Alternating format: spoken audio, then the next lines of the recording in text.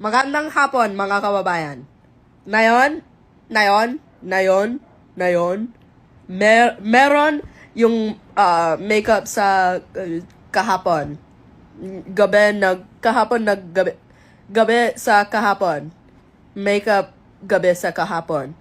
Kasi di ko hugas yung face ko. Pero, marunong naman ako mag-Tagalog na yon. Hindi kaya. Kaya naman ako mag-Tagalog. Hindi. Marunong. Kasi, mas, na yon, mas Pinay nagkaibigan na yon. Pero, intindihan ako, hindi lahat. Most Tagalog, pero hindi naman pa magsalita.